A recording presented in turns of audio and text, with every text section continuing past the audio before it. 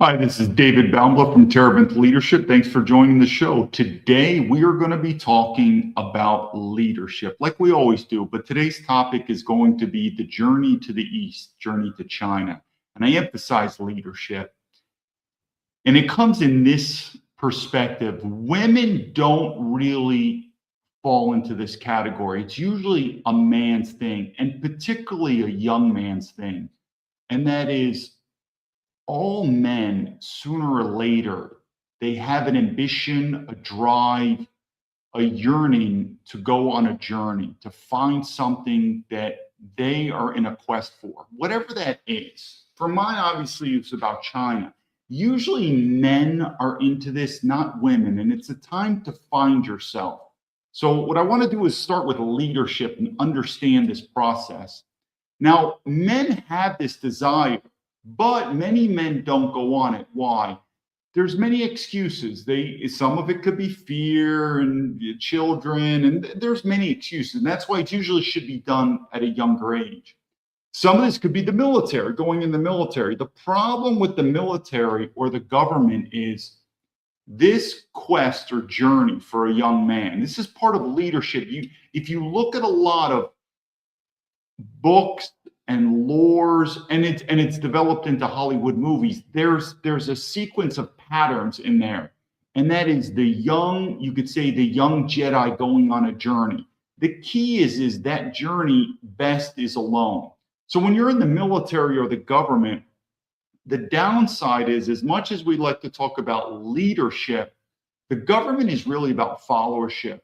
Everything has a plan. Even in the intelligence community, that they talk about the smoke and mirrors, or the wilderness of mirrors, that there's still protocol. You're not really alone. Even in the military, you're always having someone above you and below you, and there's nothing wrong with that. And learning followership and being in a team is very good. But this leadership journey, it's best taken one alone. Maybe you could do it with an intimate buddy, like one of your buddies. It could be, but it's really better done either alone or literally maybe with one or two people, and that's it. But it really shouldn't be in a group or organization, number one. Two, it's really only done from a man's perspective. Women don't have this yearning. I'm going to give you another example of this. It's very similar. So I grew up in the city of New York, but then I moved to upstate New York. And I lived in a place called John Burroughs Memorial Home. And I don't know if you ever heard of John Burroughs, but you've probably heard of these famous outdoorsman poets like Waldo Thoreau. Am I mispronouncing these names? Walt Emerson, like these famous older gentlemen who lived their lives in the wilderness, and they wrote books and poetries. In fact, growing up, my father's favorite movie, if you remember Jeremiah Johnson, this would be Robert Redford, Jeremiah Johnson. And so the part about sometimes a man just saying, I want to go live in the wilderness alone. Rarely does a woman want to do this. So again, saying, I want to go. So this could be an American man saying, hey, I want to take a year off and I want to find myself. And I want to go into the mountains of Wyoming or Colorado, or maybe even go to Alaska or Canada. And I want to live by myself for an entire year in the wilderness by myself. Rarely does a woman have this. Men do. Or it could be a journey to somewhere else, like I went to China. But this journey, it's one of the best ways to really find out who you are. I've said many times, besides my childhood, and I also learned a lot from the military, there's no doubt, China by far has changed my life, because one is this journey, it does help. Well, first you want to change your environment. So even if you stay in your own country, but you go, say, to the wilderness or the mountains, that changes your environment. Or people go to foreign countries. And so before I had already lived in Germany and Switzerland. But as I've said many times, Western Europe, like Canada or not Alaska, Australia, there's a lot of similarities to America. Nothing wrong. And if that floats your boat, maybe that's your journey, like you want to go to France. But there's no doubt about it. The more arduous, the more different, the more obstacles it's going to be, the more you're going to grow. So if so the bigger the leap you take, the more of the faith you're going to need to do. And when I left America headed to China, it was a very risky maneuver. I didn't necessarily know what I was getting into, but part of the reason that I personally would just pick China, and again, this is not an advertisement about China at all. Like I said, the goal in leadership is really for men to choose your journey. But you don't want to be, like I said, when you get older and said, I always wanted to do that, and I didn't, and whatever excuse you have, try not to be in that ballpark.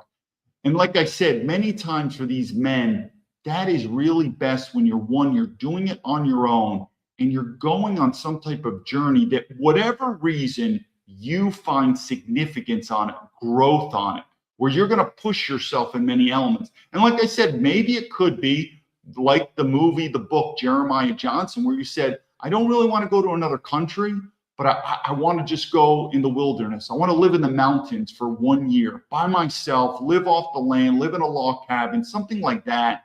And then when you come back to society, you're a new improved. We think about this too with the military boot camps, right? You go off to military and you come back, and that is a good process on its own.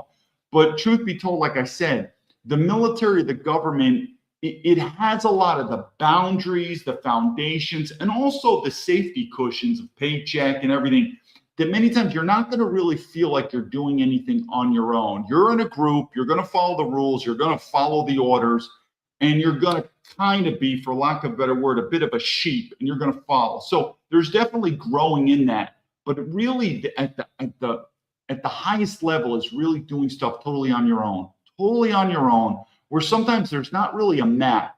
And when I hit the ground in China, I didn't know what I was doing. I didn't really, and this is also what I talked about even in the book about really where is the true leadership in America? Small business entrepreneurs. If anyone's worked in the government or even corporations, I've worked in big corporations, there's SOPs and policies, but when you're really on your own and you're starting out a business by yourself, you really sometimes have no one to turn to.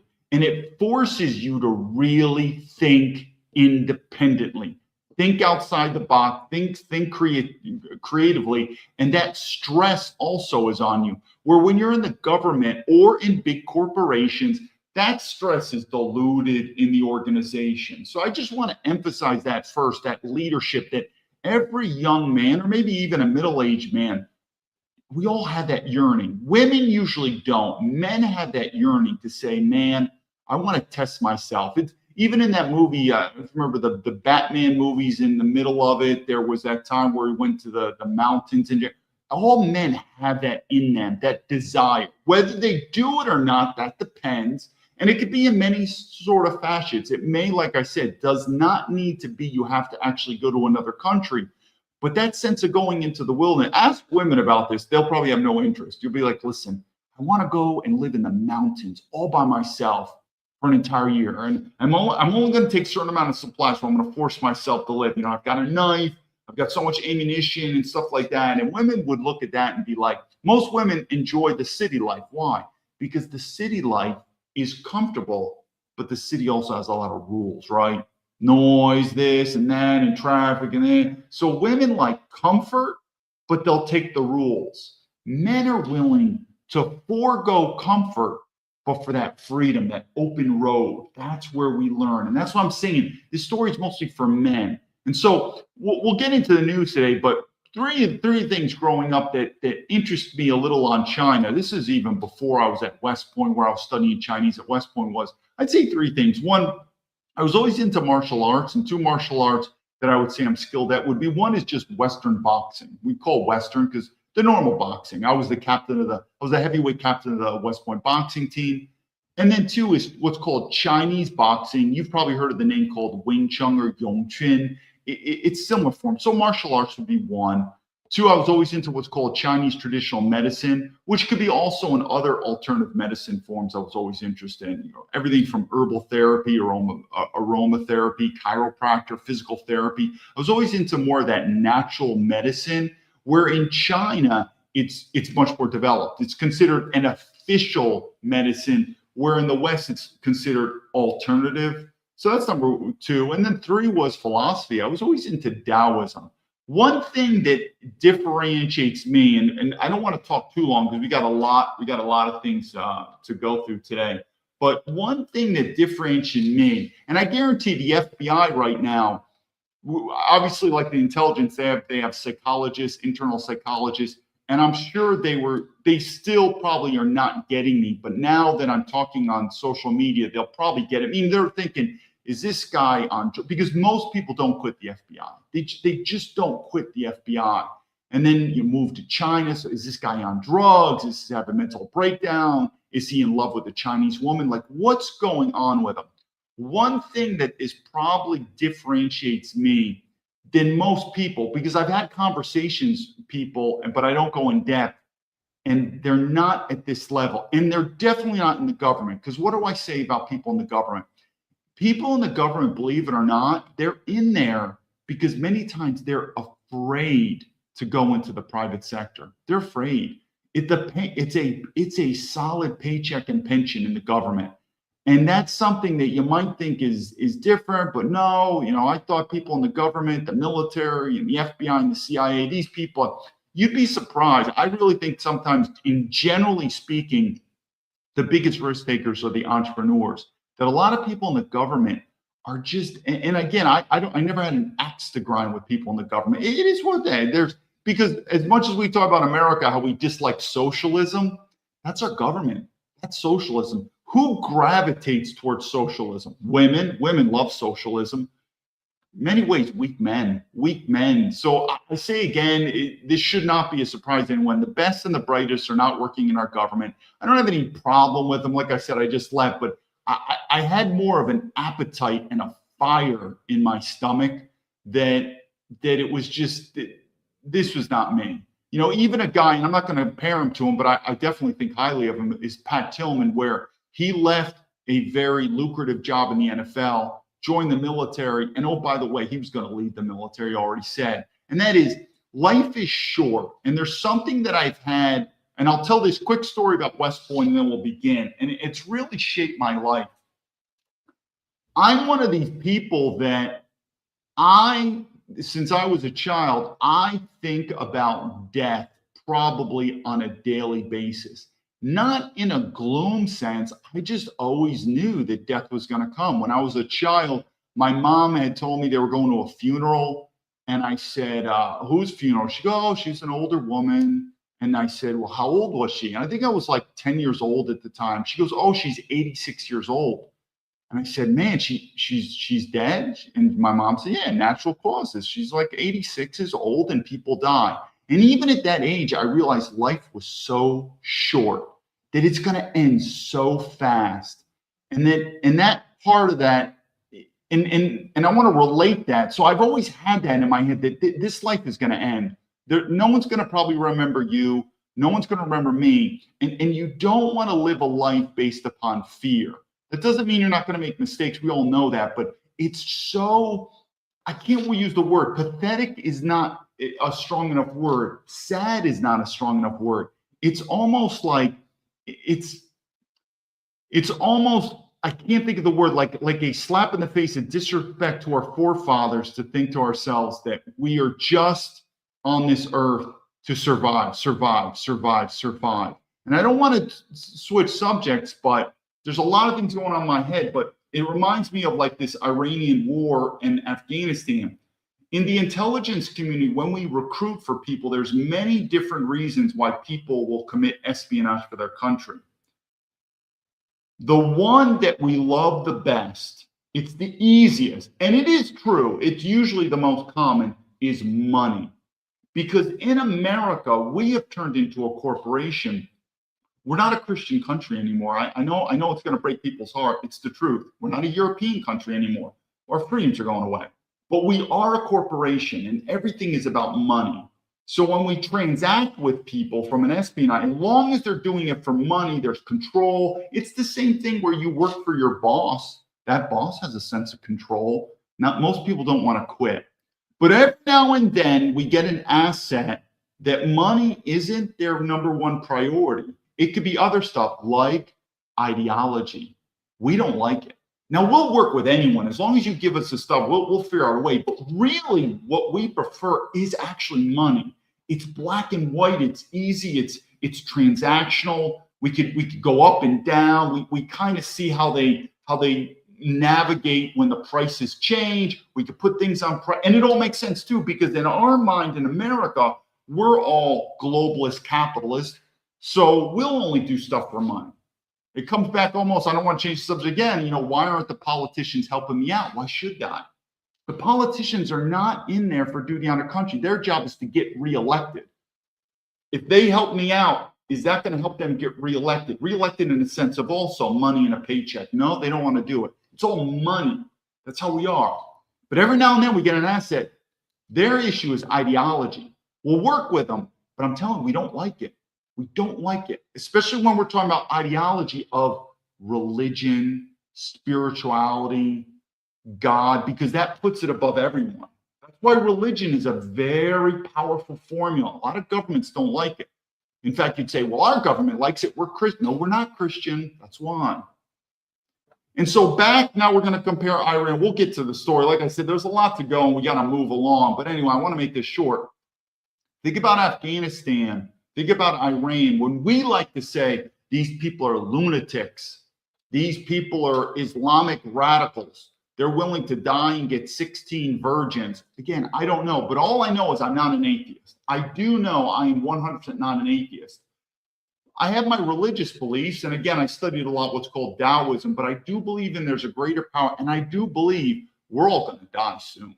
We are all dead men walking. In a very materialistic corporate world, death does not want to be talked about. Buy stuff. That's why I was never a materialistic person. So when we're dealing with people, remember I talked about espionage when we're dealing with assets, we actually are uncomfortable dealing with assets that are like, I am doing this for an ideology. We don't even know that, meaning the typical American. And when we face our enemies, we lost in Afghanistan, in Iraq many times, even in Vietnam. There are people that will die for certain things that's not about money. Our military is basically a bunch of mercenaries. It just is what it is. But I just want to focus on that first. And I want, it's part of that leadership journey, and that is we are all going to die. And this goes to my one thing at West Point. Again, I talk a lot of negatively about West Point. West Point does have good benefits. I still think it's going down. When I was at West Point, so this story will relate, and then we got to start what we're talking about. But this goes into that journey. I knew I wasn't like a lot of the FBI. That's why I'm saying when the FBI look at it, it's not normal to quit the FBI. Why? It was a good job. It was a good paycheck. It was prestigious. But I knew there is more to this life and maybe the afterlife. Now, if you're in the FBI and it's the best thing since and you're loving it, then that's a different story. But I'm telling you, a lot of people are like, I like to quit, but this paycheck and pension is, they call it the golden handcuffs in many things. Don't be that person. Anyway, I'm at West Point. This is Beast Barracks. This is your plebe year. Now, I was different than most incoming cadets. I was already a second lieutenant. People even still don't get this story. So we're not going to dwell on that. But I'm in what's called Beast Barracks, your plebe summer, which is pretty intense. It's probably one of the most intense parts of West Point, your plebe summer. And we're about, if I remember, we're about halfway through, and it's stressful. People are quitting. And I got to admit, even I had graduated already Marion Military Institute in Alabama, and I did very well. Beast Barracks was still a kick in the nuts. There's no doubt about it. And there was a time where we had an upperclassman, and he decided to get the platoon. So he was an upperclassman, and he was I can't forget, he was either the platoon sergeant or the platoon leader, but these are cadet leadership. And he decided to get the platoon together. So we're all plebes. This is all my class. We're all plebes in this platoon. And he decided to give us this nice leadership talking to. So he calmed us down. He's like, all right, everyone sit down because we're all stressed out. He goes, I want everyone to sit down because I know everyone's been stressed and this and that. And what he told me is something you probably knew. I just never heard it. I never heard of this. It's a Latin phrase. Now I know about it. You might know it. But ever since I was a child, that's exactly how I was. And when he mentioned that, there was a bit of bonding with that upper class. I said, that's exactly what it is. And he said, listen, And now you're talking to a 50-year-old old man, as I look back, and he said, you're now all stressed. And he goes, you think the world is coming to an end, please, everyone's yelling at you, you're having panic attacks. I mean, some kids really spaz out. But he goes, I want you to calm down, and I want you to know this day will pass. Whether you graduate West Point will pass. Because either way, I want you to know that we are all mortals, and one day we will die.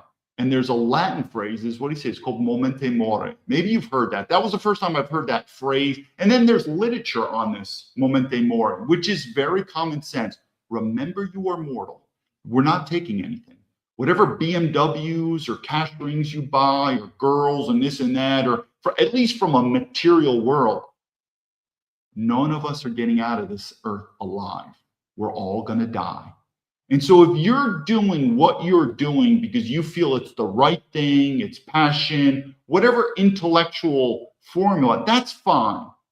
But if that formula, and I'm telling you, a lot of people have it, or they have it and they refuse to admit it. If that formula is, I'm not really doing this because I have passion. I'm not really doing this because it's the right thing.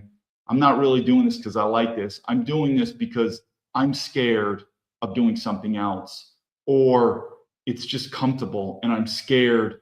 Even though I want to do something else, I'm scared of risking. There's a lot of that. So I'm telling you, you're going to be the judge, at least in this lifetime. After you pass, there'll be other judges though, but you judge yourself. I knew for me, and I said it to my friend when I was leaving the FBI, I knew there were thousands of Americans lined up to be a special agent. I know it. I knew it. As soon as I quit, and I said, this ain't for me. I said the morality, the competence, everything, and I wanted to leave as best I could. But there were some of this stuff, as you can see, even my situation right now. But overall, I still thanked him so much for giving me the opportunity to be an agent. For the same reason I left America, I'm very thankful that I was born in America. I'm very thankful that I was raised in America, but the value systems to me, that was taught to me at West Point, this system's going down. And I said, this is the time for me to take that journey. And for me, it was just China, but this is not an advertising of China, because I could tell you, for every good thing I could talk about China from my perspective, I could say bad things about it. But that's what lessons is. That's what the duality of nature of mankind is. But until you push out there, you'll never know. But I could tell you, I've always had that yearning to learn. Sometimes, and the amount of experience that I have now I do with more confidence look back on our government, and I know it's done. It's going down. Why? Because once you walk the path of experience, intelligence tells you it's raining, wisdom tells you to get out of the rain. Once you really have that wisdom, it's hard then to change your mind. And a lot of people, as sad as it is in America, is that colloquial term of the armchair quarterback. We don't really know what we're doing. We listen to Fox News and whatever. And if you think I'm wrong, we'll see where this is going. Let's go through some of the news really quick, and then we'll get into the whole China thing. But as you can see, the first thing we're going to start out is also something that I learned from China. So here we go. It's just an amazing story. This woman is a politician, and she's like, I'm a proud Guatemalan before I'm an American. What's her name? DeLay. I don't know. She's a Democrat, whatever. Not like I like the Republicans either. But I said, and this is where a lot of Americans don't understand this, but I call Americans communists, and I talk about this. But this is something, like I said, this is something I learned in China, and that is one, race is real. Something that we have been brainwashed. Race is as real as gender. I think that the Chinese for that. Number two, diversity has gone way out. Hopefully that we're learning it's too much diversity in America. We're going to fall apart. But we have a politician. I've said this too, and I've said this too about the Chinese Americans. Don't ever fool yourself. 99%, their race will come first. Their citizenship can change. You could change your citizenship. You could get another passport. It's hard to change your race. Learn that at China. Hopefully Americans are going to learn that. But we're more worried, Americans, meaning white men, more afraid of being called a racist than maybe talking about the truth. Let's go to the next one here. This is a pretty interesting one, and that's why I just said it. I just let me make sure everyone can see it. This is just out of the blue. This is Christ is King. I don't know. He's for some reason he follows me. Thank you very much for the follow. I totally support Christianity in America, and I say supposedly Donald Trump has blocked him. Now, what do I think about that? I assume this is the Donald Trump's private account. All I said, this is interesting to look at. Is this right for Donald Trump to block him or not?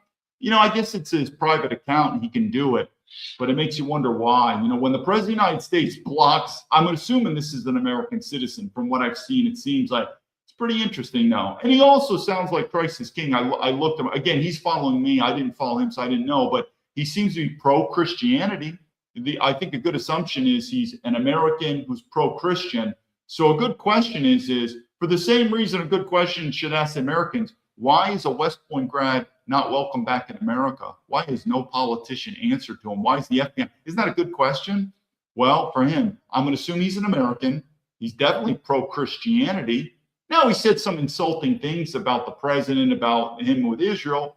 Okay, I guess that's enough. But I do think if you're an American and you're pro-Christian and the president blocks you, that's at least worth some interesting say what's going on here, because it wouldn't make sense. But I've said it does make sense, and that is we're not a Christian nation anymore. That's also stories I need to tell later about China and religion. In China, they make it known what they are and what they're not. Let's go through this one real quick too. This is Kash Patel. Kash Patel is talking about, I don't know, he's talking about defamation. Let me make sure everyone can see this. My bad. This is Kash Patel. I guess he's been in the news and he's gonna sue these people. What a fucking sand nigger this guy is. This guy knows about me. I'm not asking help, Kash. I'm telling you to do your duty. And I'm telling you, when a civil war hits, you're gonna be kicked back to India. This would never happen. Think I'm wrong about this? You could thank China for teaching me this. You think you can go to India and be their version of the FBI director, let alone an Indian citizen? Never be done.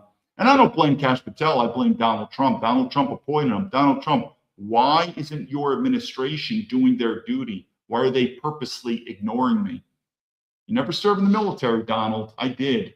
This is wrong. We know this. So, Kash, you can go back to India for all I care. That's on compliments when I come from China. I would never say this stuff unless I went to China. China changed me. Then we have this. This is just the typical here. This all again, you blame all white men here. This is in Holland. Students are raped. I mean, do we need to talk about this anymore? What did I say? White men should have never given white women the right to vote. Never should have done it. That was not a good thing. Let's go on to the next news here. Then Donald Trump is talking about ally of Israel here, and what I just said is, pay more attention to American military veterans, Donald Trump, less about Israel. Then all of a sudden, not like I knew this. I think it came up here. Then all of a sudden I said it's sad and embarrassing when foreigners, and all of a sudden the Iranian embassy in Zimbabwe, like I know these people, they responded, they liked my comment. It's kind of embarrassing when foreigners see this is like I said, even in China, they see the situation. You know what the Chinese say America is? They say America is a dysfunctional society. How many times have I said our systems aren't working anymore? You could like China all you want, or not like them all you want. But I'll tell you, if I had to put money on it, China will outlast America. Why? It's just basic principles of unity versus diversity. We're too diversified in America. We're going to split, but it's pretty sad when you start seeing that. Anyway, let's go to the next one here. This is Josh. I just want to send this to Josh. Josh, you're a politician. I see you playing around with your kids. Josh, my father died recently. I wanted to go back for a funeral. Josh, why aren't you doing your job and responding to me? Now, Josh, his people responded to me on email. They know about me. And I said, and I don't need to speak to Josh, speak to anyone. So someone in his staff, now they're purposely ignoring me. Why would you do that, Josh? You never served in the military.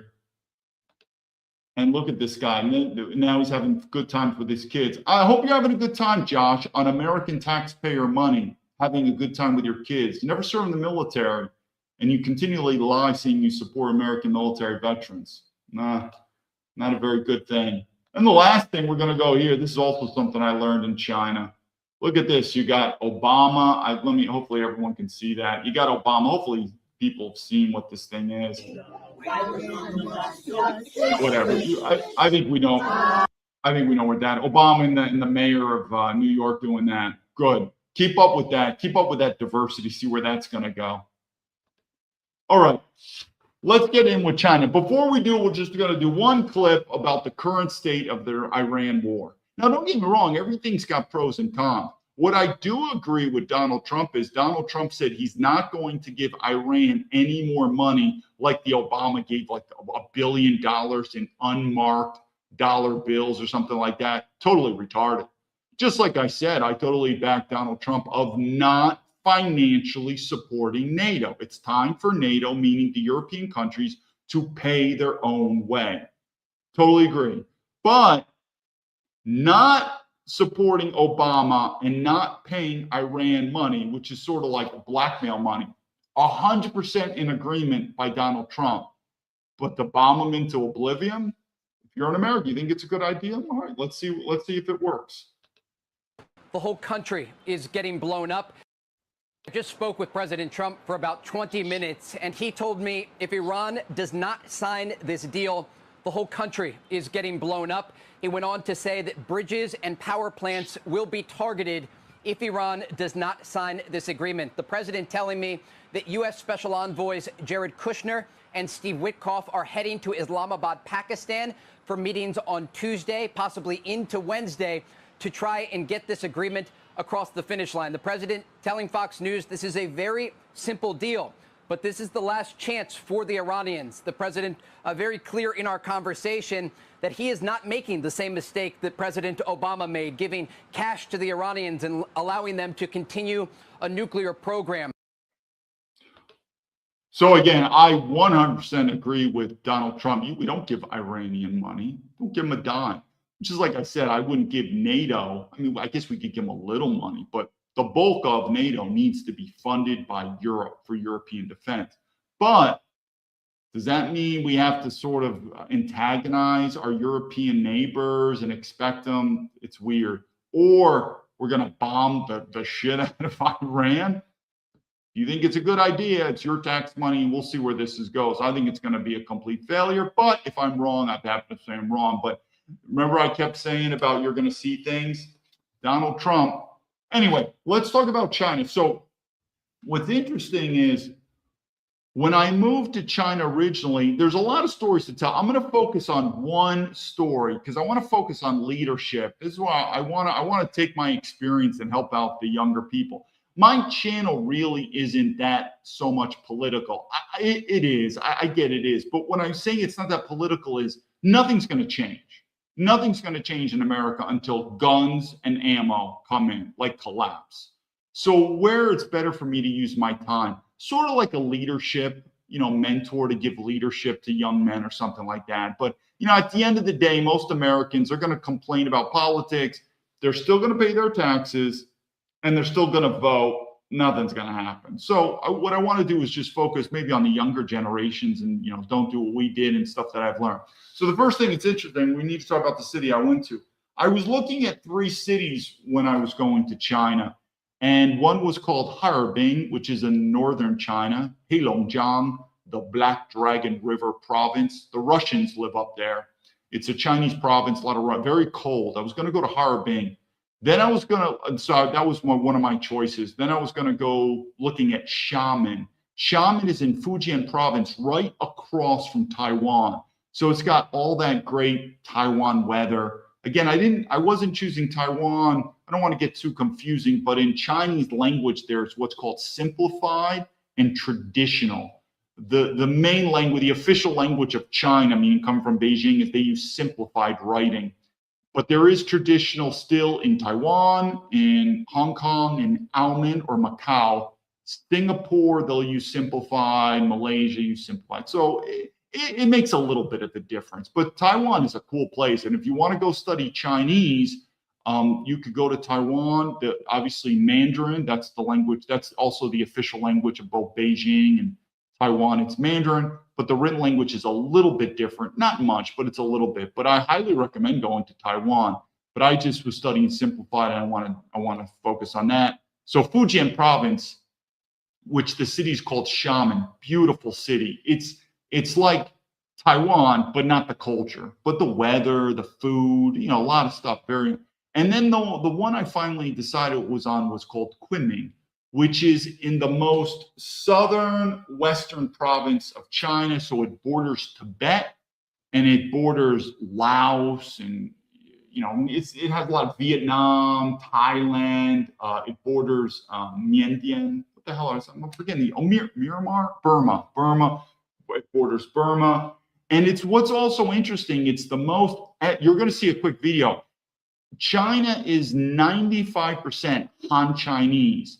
5% they have ethnic groups. There's actually 56 different ethnic groups in China. 28 are in Yunnan, the most.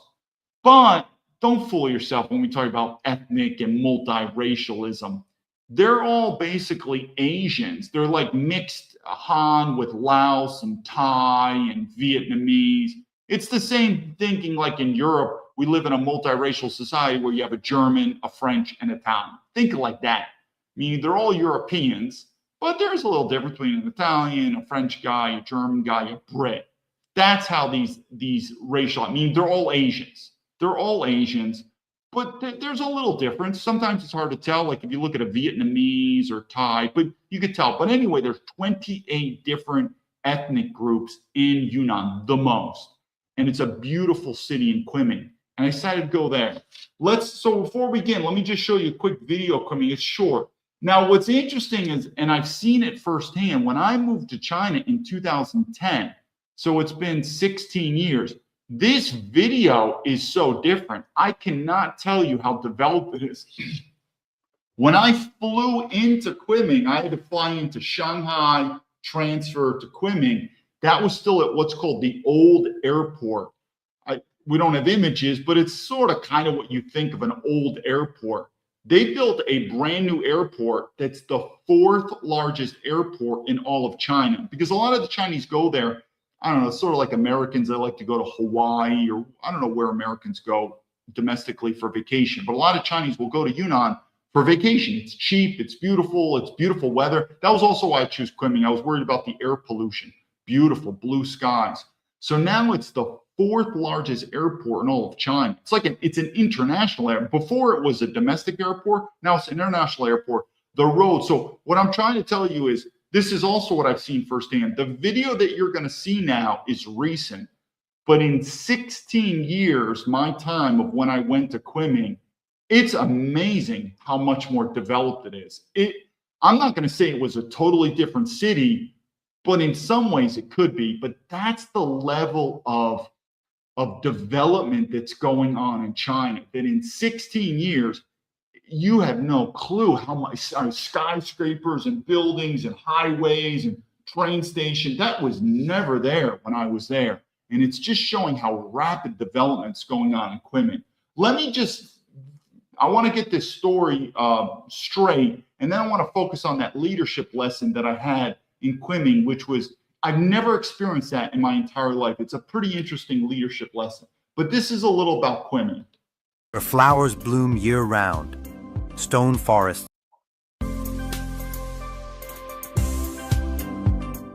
Picture a city where flowers bloom year-round, stone forests rise like living sculptures, and ancient temples sit peacefully beside lively markets. A place where emerald mountains brush the clouds and the air carries the scent of exotic spices, fresh tea, and blooming flowers. Welcome to Kunming, the city of eternal spring, the capital. So it's called Siji Ruquan. Siji, Si means the number 4, Ji means season, Ru means like, Quan, which is spring. The reason why the city feels like springtime all year round, it's because it's on an elevated plateau. So in the summertime, it doesn't get as hot as you would think, like living in Vietnam, because again, it borders the southern regions.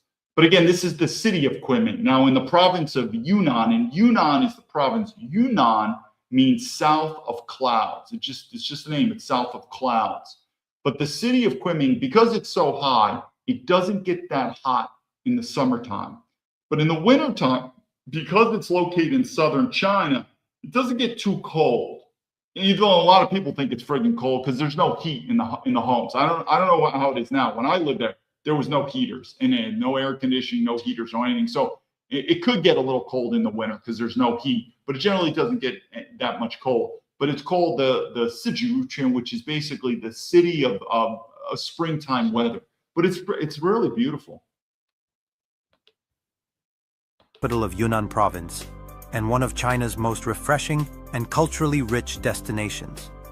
Sitting at an elevation of nearly 1,900 meters, Kunming enjoys mild temperatures throughout the year, making it one of China's most comfortable cities to visit in 2026, especially compared to hotter megacities like Beijing or Shanghai. In recent years, Kunming has grown into a major transport and tourism hub for southwest China, with upgraded high-speed rail connections, an expanded international airport, and improved public transit, all while preserving its relaxed pace and deep cultural roots. From breathtaking natural landscapes and ancient religious sites to buzzing night markets and one of China's most unique food scenes, Kunming offers something for every type of traveler. The food is pretty interesting. Most people in China, they look at Sichuan province, and I lived in Sichuan later in Chengdu, but I thought the food in Yunnan was really interesting because it's so ethnically diverse. There's a lot of different flavors. You know, for instance, you like Thai food. They'll have, because again, one of their ethnic minorities, they're basically Thai. I think it's called Daizhu, which, I don't know, one of these ethnic groups there. They're basically Thai. So the food is it's pretty diverse, and I really fell in love with Yunnan more than per se Sichuan province. In this guide, we're counting down the top 10 best things to do in Kunming, from iconic landmarks to hidden gems, ending with the one experience no visitor should miss: Yunnan cuisine. Let's begin our journey through this enchanting capital of Yunnan. Number 10. Yunnan Ethnic Village. We start with one of Kunming's most colorful cultural attractions, Yunnan Ethnic Village. Located along the shores of Dianchi Lake, this expansive open-air cultural park celebrates the traditions of Yunnan's 25 officially recognized ethnic minority groups. In 2026, it remains one of the best places to understand why Yunnan is considered China's most culturally diverse province. Wander through life-size traditional villages, admire unique architectural styles, and explore craft workshops where artisans create jewelry, embroidery, textiles, and pottery using techniques passed down for generations. Daily performances feature folk music, ceremonial dances, and vibrant traditional costumes. Informational displays have also been updated in recent years, making the experience more accessible for international visitors. It's an immersive, educational, and visually stunning introduction to Yunnan's living heritage. Number 9. Kunming Old Street. Next, step back in time at Kunming Old Street, a beautifully preserved historic district showcasing Ming and Qing dynasty architecture spanning more than 400 years. Recent restoration projects have revitalized the area while preserving its original charm. Red lanterns glow above narrow stone streets, wooden balconies frame traditional storefronts, and the aroma of Yunnan tea drifts from historic tea houses. You'll find antique shops, modern boutiques, street food stalls, and cultural cafes coexisting effortlessly. At night, the area becomes especially atmospheric, with soft lighting, live music, and street performers adding energy to the historic setting. Kunming Old Street is the perfect place to experience how the city blends ancient history with modern life. Number 8. Dagwan Park. One of Kunming's most beloved green spaces, Dagwan Park offers a peaceful escape beside Dianchi Lake. The park's centerpiece, Dagwan Pavilion, is famous for housing China's longest couplet, a poetic masterpiece carved into wood that reflects on nature, history, and human ambition. Stone pathways wind past lotus ponds, flowering gardens, and scenic bridges. Locals come here to practice Tai Chi, fly kites, or enjoy lakeside walks, especially during golden hour. In 2026, environmental efforts around Dianchi Lake have continued to improve water quality, making the views even more striking, particularly at sunset when the sky reflects across the lake's surface. Number 7. Shuangqiao Night Market. As night falls, Shuangqiao Night Market explodes with light, sound, and irresistible aromas. This bustling market has grown in popularity in recent years and remains one of the best places to experience Kunming's nightlife and food culture. Rows of stalls offer everything from grilled skewers seasoned with Yunnan spices to fried Yunnan cheese, rice noodles, dumplings, and bubbling hot pots. Beyond food, you'll find handcrafted jewelry, embroidered textiles, local artwork, and souvenirs. Live performances, from traditional instruments to modern street dancing, add to the vibrant atmosphere. For an authentic, energetic, and unforgettable evening in Kunming, Shuangqiao Night Market is a must. Number 6. Stone Forest, Shilin. Prepare to be amazed by the Stone Forest, one of China's most extraordinary natural wonders. Located about 90 minutes from Kunming, this UNESCO World Heritage Site features towering limestone formations shaped over 270 million years into a surreal landscape resembling a petrified forest. Walking paths wind through stone corridors, hidden pools, and dramatic rock spires, many named after animals, weapons, or mythical figures. The site also holds deep cultural significance for the Sani people, an ethnic subgroup of the Yi minority. Improved transportation links and visitor facilities have made visiting the Stone Forest easier than ever for travelers in 2026. Number 5. Yuantong Temple. For spiritual calm, visit Yuantong Temple, Kunming's most important Buddhist temple. Nestled in a peaceful depression below street level, the temple features lotus ponds, ancient trees, and beautifully preserved halls. Incense smoke drifts through the air as monks chant and locals quietly pray. The temple's architecture reflects a unique blend of Chinese and Southeast Asian Buddhist styles, highlighting Yunnan's historical role as a cultural crossroads. It's a powerful reminder of Kunming's spiritual heritage and offers a quiet contrast to the surrounding city. Number 4. Jingxing Street, Jinbi Road area. Modern Kunming comes alive on Jingxing Street, one of the city's most vibrant pedestrian zones. Here, traditional Chinese design meets contemporary urban culture. Trendy boutiques, stylish cafes, street art, and diverse restaurants line the street, attracting both locals and visitors.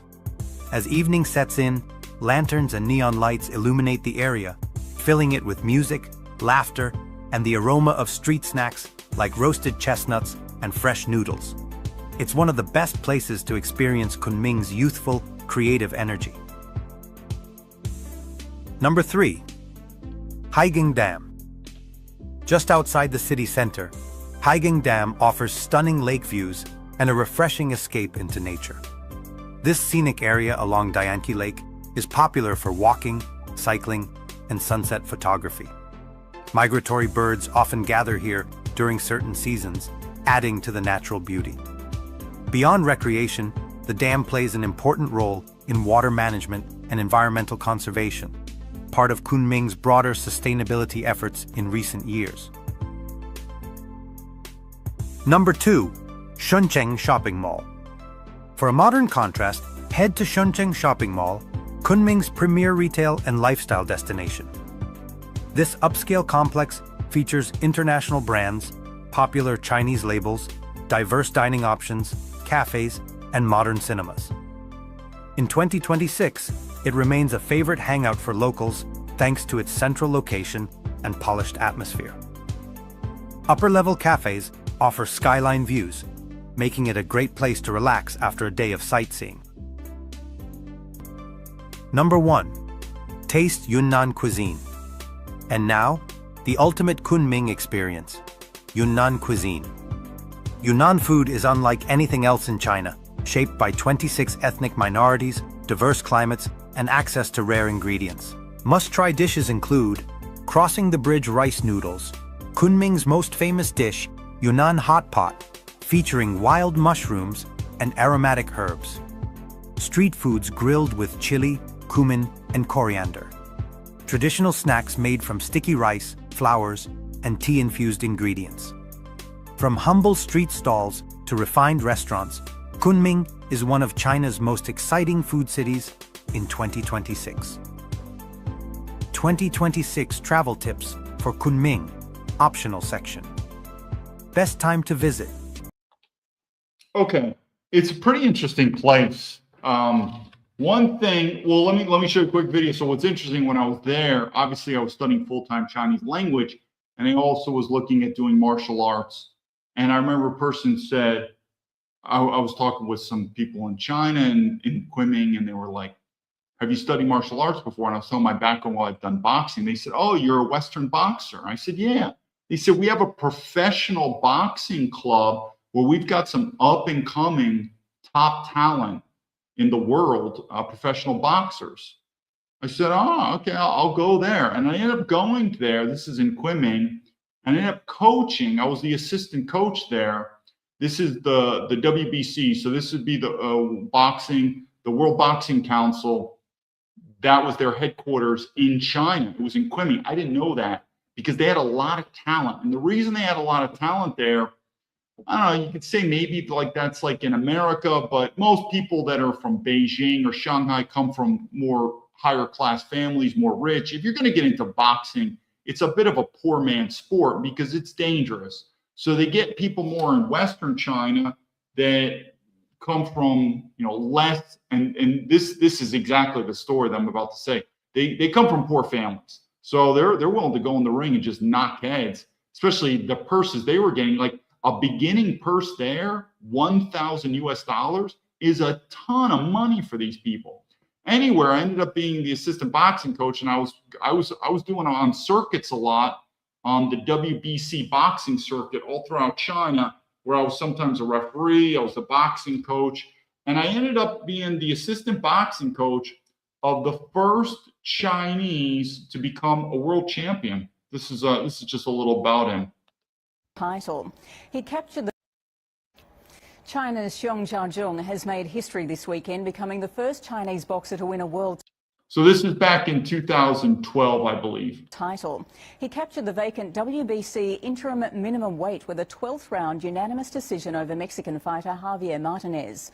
The match started with both boxers on the attack, but in the 5th round... So this is, his name's Xiong. So I coached him, and we'll wait till it's done. It's a quick video. Xiong cuts open his Mexican opponent's left eye after repeated jabs to the head. Martinez attempts a comeback but was no match for his Chinese opponent, who was in total control. Xiong was dominant from start to finish and totally punished his rival.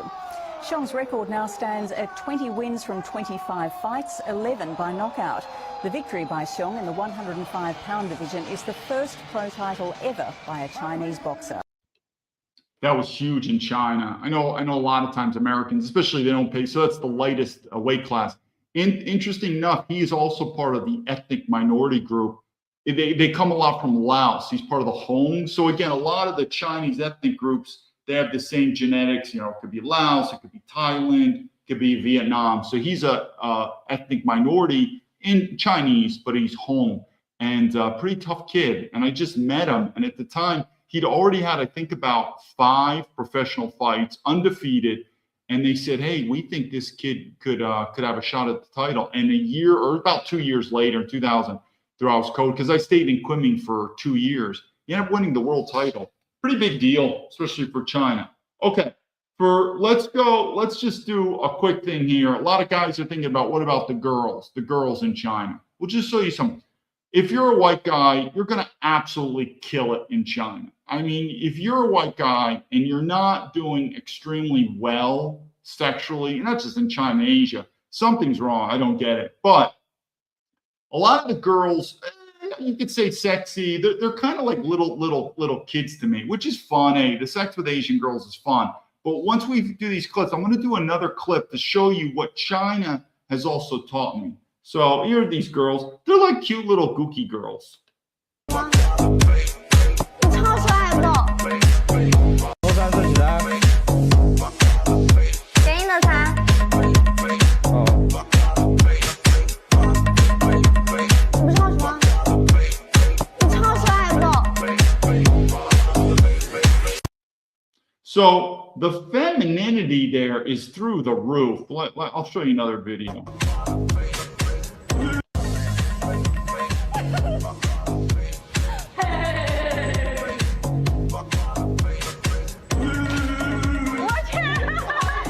And you're going to have, as a white guy, you're going to have a lot of fun with these girls. But, one second.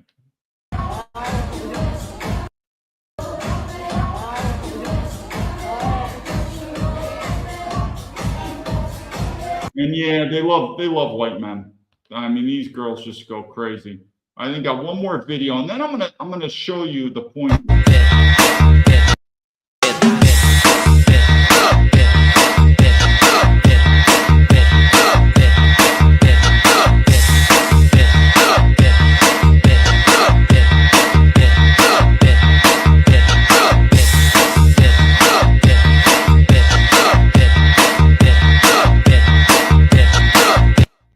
Okay, so the point being is in China, what I really learned from it is I really do like the femininity of those girls. But what happens is you also learn about race. And what happened to me with white girls is I definitely have so much more respect for white women, their DNA. But in terms of their feminist attitude, I don't think I could ever do it. And what do I mean by that? Well, take a look at this now. We don't know this girl's attitude, okay? Let's keep her attitude and culture away. But look at this girl's DNA. And this is what China has done to me. Respect your people.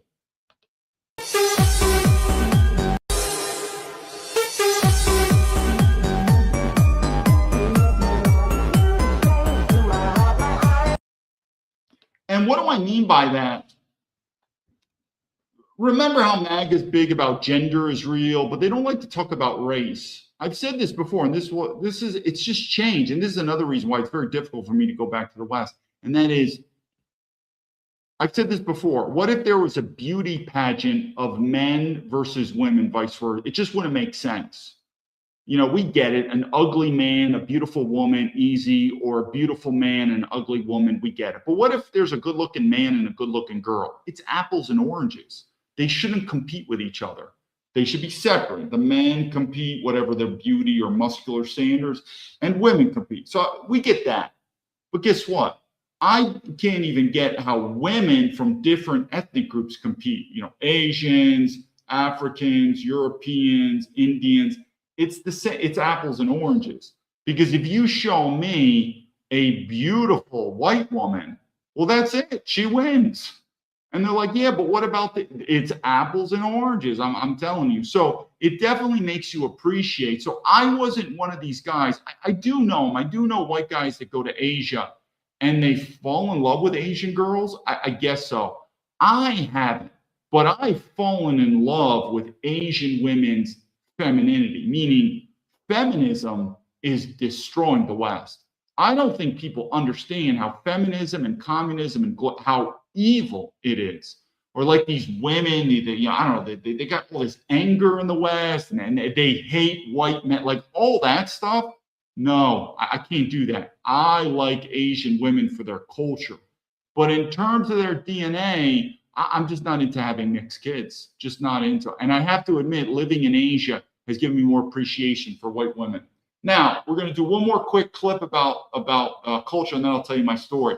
In China, though, food is even though I still prefer Western food, not the crap McDonald's and Kentucky Fried Chicken, meaning what came from Europe, that good, organic, wholesome, the breads, the cheeses. I mean, picture higher end Western food. I still like it the most, without a doubt. Maybe it's DNA. That's where we're from. That's our food. I love that food. But Chinese is a cool supplemental food. I don't mind that, eat Chinese here and there. But Chinese culture with food is unbelievable. They, as a man, if you're a chef, like that's your job, you're looked high upon, meaning with girls. Girls like, what do you do for work? I'm a chef. Whoa.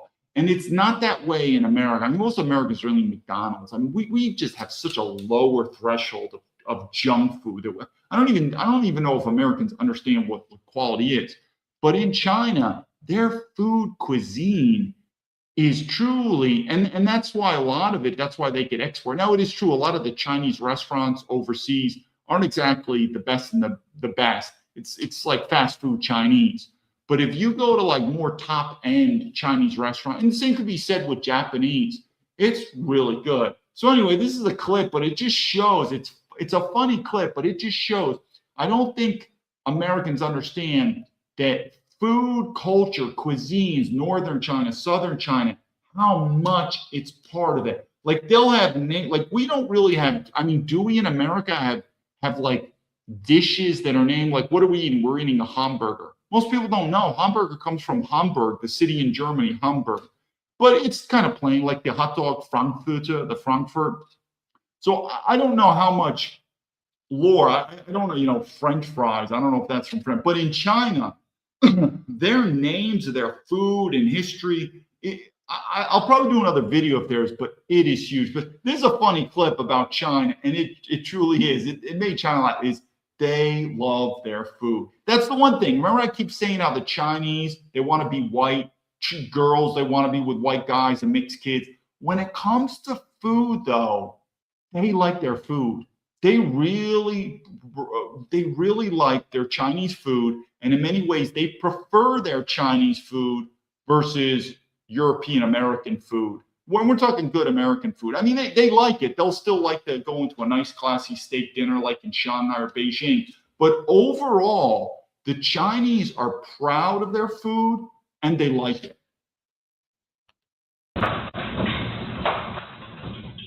So, make a long story short, this is a family in Guangdong province.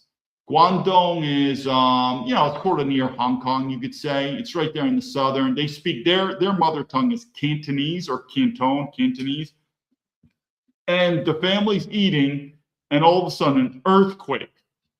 They do have earthquakes in China. All of a sudden an earthquake happens, and this is what happens. It's just a cute video that shows true Chinese culture.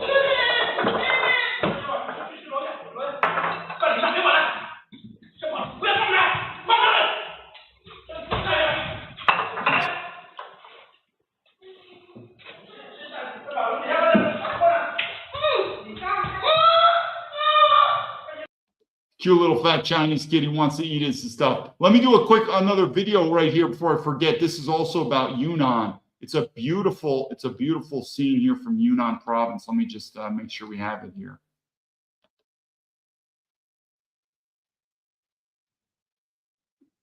So, yeah, let me bring this up. 在那一天太阳升起的地方，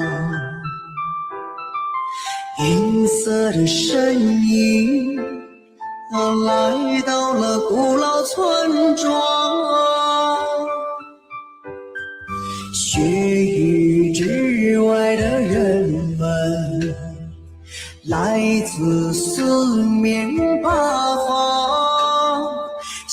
仙女般的空中小姐，翩翩而降。 Also, really quick, this is something to be said in China. Okay, good. I won't have it. The last video here, and then we'll talk. Good. It's a pretty something to see here. A girl, white girl, traveling around China, and she. I have gone on. Hey, I'm Jennifer, and I'm an American girl currently solo cycling across China, and I'm a content collaborator for the China Current. Would you believe me if I told you that I came to China for the first time almost 20 years ago? Well, I did, and here's a little picture of me with a panda to prove it. I even got a scholarship to come study Mandarin when I was 16 in high school. Another photo for reference. At this point, I've been learning Chinese for almost 25 years, and at one point I just wanted to stop learning the language and start living the culture. So I decided to do a bike trip across China. I packed my life into 3 bags, and now I've been pedaling over 2,000 miles and trying to explore across. Somebody just said hi to me. I have gone on road trips with strangers that I met to the Karst Mountains in Guizhou. I've been treated to more dinners than, I can even count. I've even been invited to attend a Tibetan wedding where they lent me the traditional clothes so that I could fit in. I've been to Zhangjiajie where they shot Avatar. One time, I even went with a group of strangers to go camping in the mountains, and they told me that I should take pictures of them and their licenses and send it to my friends and family so that I would feel safer.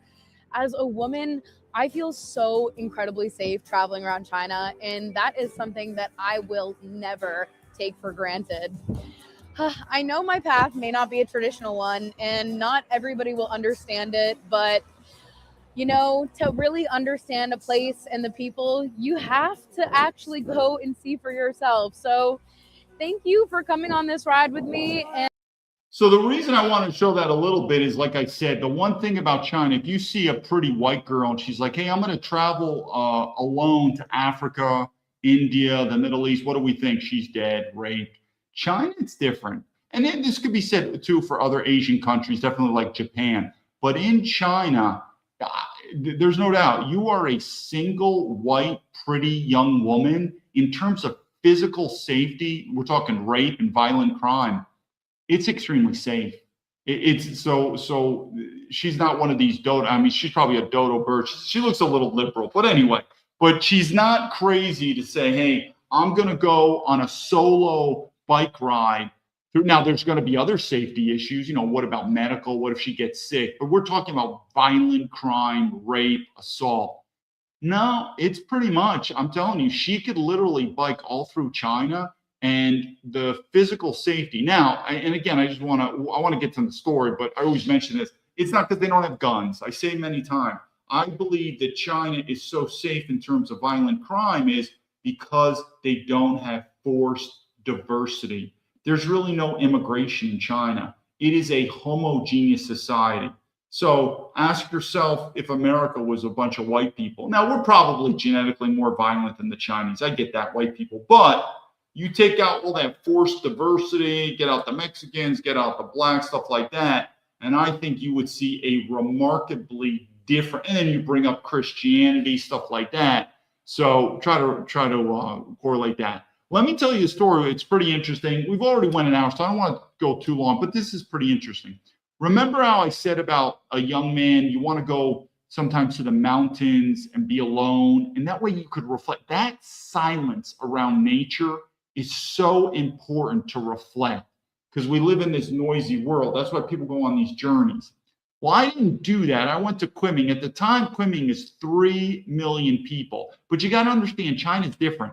China, if a city is not at least 1 million people, they don't even consider it a city. So the one thing I have to say is, like, you might say, David, that is a huge city. Well, you went to it. Well, it's China. It's hard to find small cities in China. So Kunming, yes, it's 3 million. It's considered to be like a tier 3 city. So not a tier 1 tier, but there are 3 million people. And so with that, yes, it's noisy, it's bustling. But there's something that happened to me that I never felt before. And I could reflect on that. What if you live in the wilderness alone? There was something. Well, one is I was a foreigner. And back then, it could be now, this is not Shanghai, Beijing. Hey, you're the only foreigner there. They are surrounded by Chinese. And when I got there, I was on a student visa. And when I moved to China, I could speak Chinese. I'd say I could speak it maybe at a lightly conversational level. You know, I was definitely a solid beginner. Probably conversation. I wouldn't quite say I was an intermediate. And my reading and writing was poor. It was probably a beginner. And that's what I had. So, and I enrolled in as a full-time language student. I started studying it. And the shock that I had was in America when I was studying Chinese, and also when I was studying Chinese in Kunming at the language school, the language teachers speak very standard Mandarin. So it's easy to understand. And just the environment, it was just the way it was taught, I could understand. And of course, if you had any problems, they'll immediately help you in this and that. But this was the first time I really was in a full Asian environment. And I just remember they were speaking Chinese so fast, and they were speaking it as normal with accents, because I was used to listening to Chinese from my, I had so many Chinese teachers in America. So everyone that I was used to was always speaking standard, you know, pronunciation Mandarin. Where it's just like if you're an English person, American, you know, if you're talking English, someone from India, someone from Europe, someone from England, you know, all these accents. But if your mother tongue is English, you get it, you go. But if you're a beginner learning that language, it was very difficult. And I thought to myself, these people are, and that's another thing, they were speaking so fast that I literally thought at one time, I'm never going to learn this language. Even though I'd already learned how to speak German. So it wasn't that I didn't have the confidence that I cannot learn a foreign language. But when you're an English speaker learning a European language versus learning Chinese, it's a whole different. I mean, you literally feel like you're an infant learning a first language. So to my story, I said they were speaking Chinese so fast. They were speaking with an accent. And a lot of Chinese, they don't speak Mandarin as their mother tongue. Their mother tongue is their dialect. So Mandarin's their second language. So that's a little off. And I could not understand these people. And so I am not kidding. So in my apartment that I was living in, there was no internet. I had no internet, no phone. And so I'm trying to sort of feel what that environment was. You're not connected to the outside world, even the internet was locked down too. But back then in 2010, though, it wasn't so locked down. Now it's locked down. But anyway, no internet phone. And the communication, and no foreigners. There was like no foreigners. So I'm with Chinese, and I could not understand them. And even when they would take me out, I would be with Chinese groups. We'd go out to eat. It was all like this buzzing sound, like, and then all of a sudden they would ask me a question, because I would just be sitting there, and they'd be like, you know, like, and they would have to slow it down, like, like, what do you want to drink? I'd be like, oh, okay, 我要喝一杯 Coca-Cola, something like that. And then they'd say, okay, and it would be like, and I lived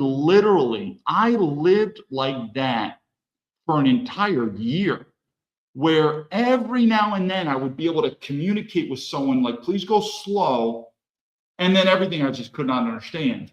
And I would have to wait until I went to Chinese school with my Chinese teacher, and she would speak on my level. And I literally was thinking to myself, this is some ways in a similarity what someone who's deaf went through, because you're in this total environment, even the reading and writing, which was difficult. So I'd be walking around in the signs. I mean, to really get fluent in Chinese, you have to get up to about 5,000 characters. And so I'm walking around, I still don't understand a lot of this stuff. You know, even the food menu's confusing. So you're really like a mute, and all you're doing, I remember hearing, is I just heard noise, because I could not understand what they would say. I can't go to a movie theater. Everything is too quick. And so really the only communication I would have is I would have it with my Chinese teacher. And then I would have to really, ask the people, could you go slow, a quick conversation. But even with me, if someone was at, people want to speak their normal speed. They want to speak normal. So they would only do it occasionally when I didn't understand what they were talking about. They would go slow, and then boom, and then they're back to normal. So it was literally like it was an entire year of living, and that's why I'm trying to compare it a little bit to what men want to do, and that sometimes they want to go into the wilderness and just be away from people and not have to talk. So that situation wasn't like that. You know, it's 3 million people, so it's definitely not in the wilderness. But I didn't talk. Like for an entire year, I would go to my Chinese class and I would talk. And as soon as class was done, I just couldn't talk and I couldn't hear. And it was the weirdest thing to go for an entire year of being sort of mute like that. Because when I lived in Germany, it just wasn't like that. The Germans, there could be English, or the German language will flow. It's just, I look at European languages like English with a twist, that you'll get through it. They'll get it, or they know English, but there was no English. And the Chinese language is a very difficult language. And it was one of the weirdest stresses, like psychological stresses I've ever had on my body, that even when I would go home to my apartment, there would be no internet, and I would just open up my Chinese books and I would just read. And so, meaning there was a lot of quietness, whether I was alone in my apartment or even when I was outside with people. It wasn't quiet, but it was just this dull noise, because I couldn't. It was like ching ching chong chong, ching ching chong chong, ching ching chong. I'm like, nothing. And so you sort of mute yourself. It's kind of like the horses with the blinders on, that you just sort of like feel like a wandering person. And it's sort of kind of a weird, sad story, but that's not the point. The point is to just push yourself to certain limits. And that limit, I remember, to not be able to communicate normal and understand, or once in a blue moon, I'd see a white person and I would talk English with them, and it was like, wow, it kind of felt good. And that was the little bit of start, because when I first went there, I didn't want to be around white people. I didn't want to speak English. I didn't want to drink Coca-Cola. I didn't want to go to McDonald's. I didn't want to do that. You want to immerse yourself in Chinese. But the longer you stay in Asia, the more you realize you do miss white people. You do miss that white culture. Not what's happening now in the West, it's screwed up, but you still miss that authentic white culture. But even then at Kunming, those few times, even though I was like, no, I'm glad I'm the only white person here. I really want to immerse myself. But that stress came to you, and that yearning to see someone, to hear someone that's similar to you. Even I met a guy from Holland, the Netherlands, and I was like, well, close enough, man. That's another thing, how you change. Once you go to these more exotic environments, what you normally would say would be very different for you would be like, no. Whereas I remember I met a cool guy from Holland. He had like an IT business. He was like a digital nomad back then, when it was before it was normal. And he spoke English. He was from Holland. And it was just like a breath of fresh air just to speak. And then we would talk stories about the white guy in Asia. And so you started to learn that appreciation for who you are. The same thing I gave you that clip of that white woman, that you do appreciate that and say, wow, we are a remarkable people. Meaning you don't appreciate stuff until you lose it or until you don't have it. And when I was immersed in that total Chinese environment, that was the time that made me think, what do I miss? And also, what do I don't miss about the West? But it also gave me a time to reflect on myself, because many times I would just be thinking to myself, because I couldn't listen. Every now and then I would politely ask them, could you stop? Could you say it slow? But I could tell it was a bit of a bother for a lot of people, because they just want to speak normal. And so literally the onus was on me. They shouldn't have to slow down. I got to speed up. So I knew that the onus was on me. But it was literally a year of just not speaking. And I cannot explain to you, it was just one of the weirdest stresses, mentally and even emotionally, physically, that you could have, of just not being able to communicate, at least in a normal way. And these are the growing parts, like I talked about leadership, where you have to step outside your comfort zone. And there's many different levels. Again, living in the wilderness, step outside your comfort zone. What are you going to do to eat? What are you going to do to keep yourself warm? You know, some type of survival. But when you step out of that comfort zone, particularly for men, we enjoy it because that is the time where we're pushed, where we need to work harder. That's where we grow that sense of stress. Women could look at that as it's uncomfortable, and they enjoy a more comfortable life, and then they expect men to give them a comfortable life, and we get that sort of deal. But for a man, sooner or later, I think all men want to test themselves, to do some type of journey, to go someplace that is less trodden, and to put themselves in a situation where they have to develop. And hopefully your passion is coincides. So I have passion for China, but there's got to be something every man has. Could be who knows what it is, but there's something that says a man says, I really want to do, I want to test myself. I want to get out of the creature comforts, but that testing, I want to also grow. But I can also say a lot of men use that for the military, and the military is not bad. But the problem in the military, especially in the military, is changing so much is the best path to do, really best, is when you walk alone. When you walk alone, when there's no one there that's going to have guys like the drill sergeant who's going to tell you exactly how to fold your underwear, how to brush your teeth, how to get up, then it's sort of like there's good and bad in the military. Sometimes it's time to just, you're on your own. No one's going to tell you what to do. And there is an element of danger that if you fall, maybe no one's going to be there to pick you up. And the best way to describe that without using kind of like these weird examples of going to China, think of the man that just says, you know something, I just want to get out of this rat race. Maybe he's working in New York City. You know, he's working in some law firm. He's 32 years old. He just doesn't, and he's like, you know something, I want to take a year off and I want to move to Canada or Alaska or Wyoming. And I just want to live in a cabin in the woods. Typically, women will think you're having a mental breakdown. Men, we know what you're going through. You want to go there and you want to test yourself and you want to be alone where you could find out who you are. And that's what I'm trying to tell you on that. Mine was China, but there's so many different ones. But I could tell you something. We all have it. There has to be some type of passion you have. I knew one guy too, a Canadian guy. He wanted to sail around the world. He's like, dude, I'm going to get in the sailboat. I'm going to fucking, and he said the same thing. He goes, I love to be alone at sea in my boat. And he goes, I've been practicing qualifications and doing it. I'm going to sail, something like that. But I could say the best is either do it alone, or if you do it with someone, I mean, it's literally like maybe one or two people, and they're your really good friends because you don't want to have any issues. That's what I'm saying. If you're not quite sure, just do it alone. Just do some type of journey alone. How long should it be? The best is when it's at least a year, 12 months. Anthropology focuses on the 4 seasons. When you do an entire 12 months, you've kind of encapsulated that round term. So the timeline should be at least 12 months. The best is you do it alone. The third is there's got to be something where you can add passion. You don't want to just do something just because it's tough. There should be some type of passion involved, meaning learning the Chinese language is probably one of the most difficult academic things I've ever done, but I had passion there. So you've got to make sure there's something passion.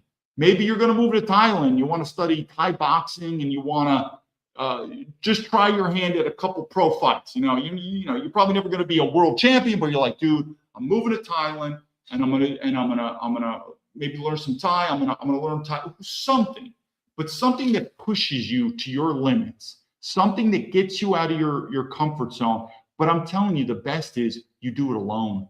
You do it alone. Nobody's looking over your shoulder. No one's there to help you. There's no roadmap really. And if there is a roadmap, you're going to have to figure it out. But like I said, anyone who's been in the military, there is a policy, a standard operating procedure, fucking everything. Even in the intelligence community, there's always it. And that kind of defeats the purpose. You want to be in this environment where you're like, dude, how do I do this?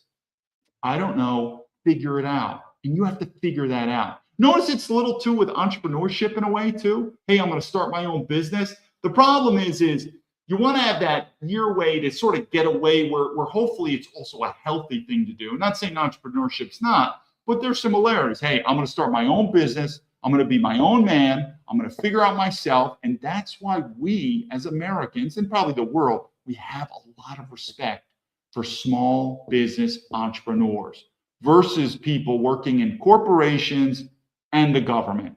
A different thing. But that's my advice. Hey, Shane, I see you. No problem, Shane. So if anyone's got any quote, we'll do other episodes about China. There's a lot we could talk about. But I would say is that leadership lesson to the young men out there. Don't become an older man and have a regret of something like that based upon fear. If you've got legitimate reasons, I get it. But I think all men have this desire for at least 12 months to just do something, go out there by themselves, to get away from their creature comforts, to test themselves, to learn, to become a better person mentally, physically, spiritually, something. And I'm telling you, and it's risky, there's no doubt about it. You know, to leave America like that, even back in 2010, I mean, it was a big deal. And you're going to make mistakes. And yeah, you're going to have regrets. It is what it is. You're going to say, I wish I did that. But what you don't want to be is that person who never took the chance and never did the risk. Why? Don't be that person because you're like, I was afraid. And a lot of people don't want to admit it. They say, it's not because I was not afraid. I had no fear. It was because of this, this, and this.